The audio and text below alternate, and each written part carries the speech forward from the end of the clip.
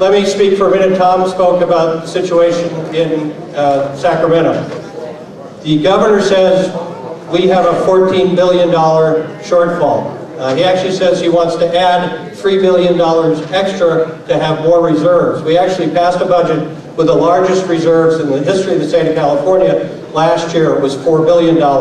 So the economy obviously has had a huge effect on our budget. It's having a huge effect on all of your lives.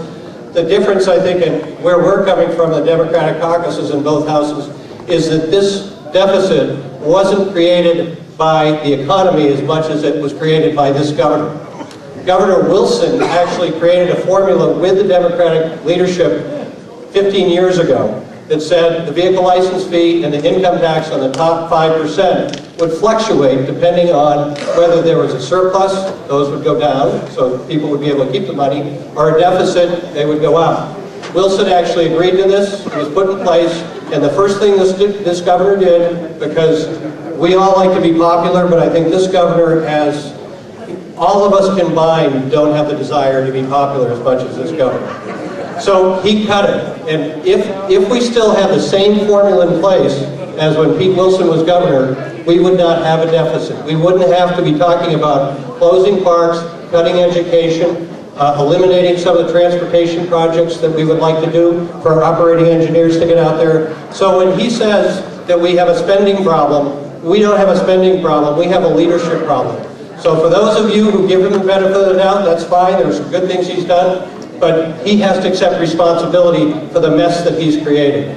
So that's what we're going to be about in the next 2 months as we try to fight for working people, education, and poor people who, if they don't have the kind of programs that we all agree are part of the community that we think bring value to all of our lives, whether we are the recipients or not, they are important for our moral obligations, but also for our public safety in the future of California. So I hope you will join us, the Democrats in both houses, Tom and I, when we say it's not acceptable to cut more programs. All of us are willing to pay a little bit more to get a lot for all 38 million Californians. One last thing on taxes. The Republicans have done a wonderful job of describing our quality of life measured by how much they cut taxes. I think in the presidential debate last night, Hillary Clinton had a great line when they were asked about the tax, whether the two Democratic candidates would continue them. And she said, we didn't have these tax cuts for the top 1% 8 years ago, 9 years ago, and people were living pretty well then. Well, it's the truth. People were living better, except for that top 1%. Everybody has an obligation to pay into America's basis, and we all need to do that, and we'll have more in our pocketbook when we're done. So that's my soapbox for that. It's going to be a struggle for the next few months, but I really hope you participate and support us as we try to fight to maintain those programs. And then lastly, just an observation. At our campaign kickoff, Senator Darrell Steinberg, a wonderful leader, a good friend of both of ours, may well be the leader of the Senate if term limits doesn't pass, was nice enough to come down and speak at the kickoff. And he said about me, he said a very nice thing. He said that I appeared fearless and that I would take tough votes.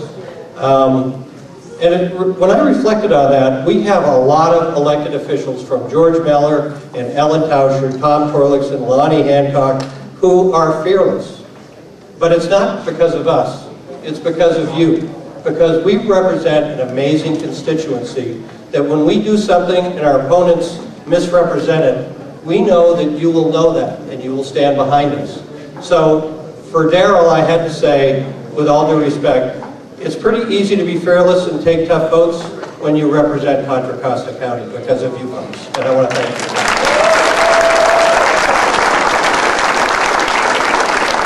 And then lastly, I just want to end with, I always do this, you know. When I was married, I always forgot my wife. That's not why I'm not married. At these events. And Barney, I don't want you to take this the wrong way because I always do this, but I do want to acknowledge Martha Parsons. Martha, who does these events and helps both Tom and I. Barney, don't take that the wrong way. But lastly, just reflecting on yesterday evening and just the last few months, and all the young people in particular, and some of them are here this evening, for those of us who really care about public policy, whether we're office holders or not, and think the American experience in democracy is an amazing thing, and it's not a right, it's a responsibility to participate, something I hope is really incredible happening in this country and will continue through to November.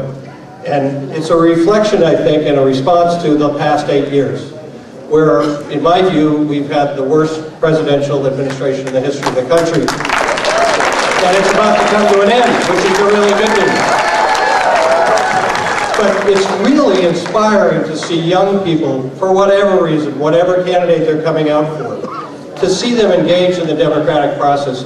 Maybe it took us to get to this place, and I'm just really happy to be here at this point in our country's history, where in the next year, we're going to put an end to the worst administration in the history of the country. We're going to put an end to a war without end in Iraq.